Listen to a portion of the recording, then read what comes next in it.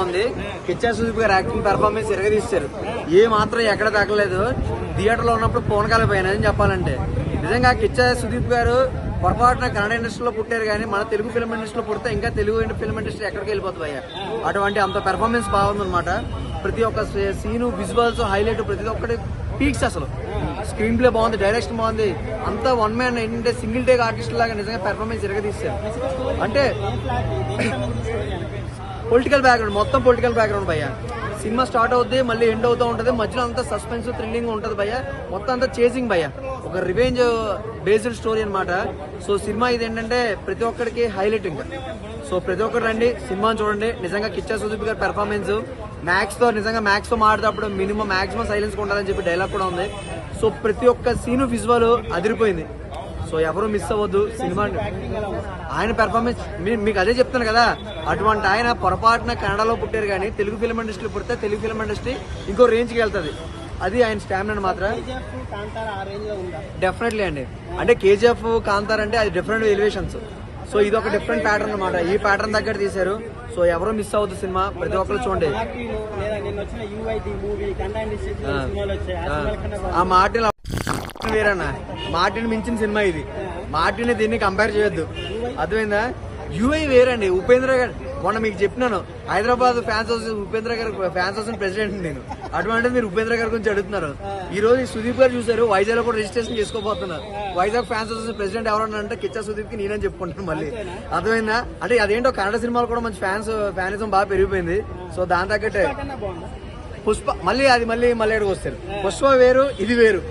UA వేరు, అది వేరు. మీరు ఎలా ఉందంటే మొన్న పాపం చనిపోయిన రేవతి గారి హస్బెండ్ కి అదే రష్మికన్ మందని ఇచ్చి పెళ్లి చేయాలంటారు చూసా, అలా అడుగుతారు మీరు క్వశ్చన్లు.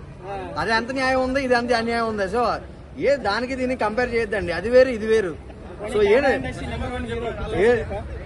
ఏంది రారే ఏంది మధ్యలో ఏంది డెఫినెట్ అని చెప్పుకోవచ్చండి. కన్నడ చెప్తాను కదా, కన్నడ ఫిల్మ్ ఇండస్ట్రీ కిచ్చా సుదీప్ దేవుడిచ్చిన వరమండి అని చెప్పాలనుకుంటే. సుదీప్ గారిని ఎవరు ఆపలేరు నిజంగా. బిగ్ బాస్ లేదు, బొగడా బాస్ లేదు, ఏదైనా సరే ఏది ఆపలేరు. అదొకటి గుర్తుపెట్టుకోండి. కిచ్చా సుదీప్ గారే ఇంకా పెర్ఫార్మెన్స్ హైలైట్ అండి.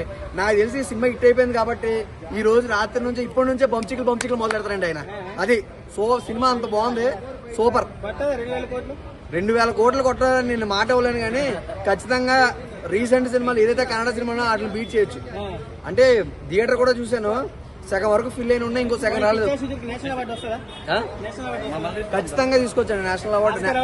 అంటే ఆస్కర్ అవార్డు, నేషనల్ అవార్డు అది ఎవరు పడితే ఇచ్చారండి, అర్థమవుతుందా? ఆస్కర్ అవార్డు కొన్ని బేసిక్ అయ్యే రూల్స్ అండ్ రెగ్యులేషన్స్ ఉంటాయి, అంతేగాని తుప్పల్లో వేటాడేవాడికి యుద్ధం చేసేవాడికి రావు. ఒక్క ముక్కలో సినిమాలు ఉంటే సినిమాని ఎవడు ఆపలేడండి. Cinema ramp. Kichcha Sudeep garu one man show. అంటే జాతర ఎపిసోడ్ ఏదో ఉంది, పుష్పాలో చేశాడు బాగా చేశారు అంటున్నారు, అంత బాగుంది.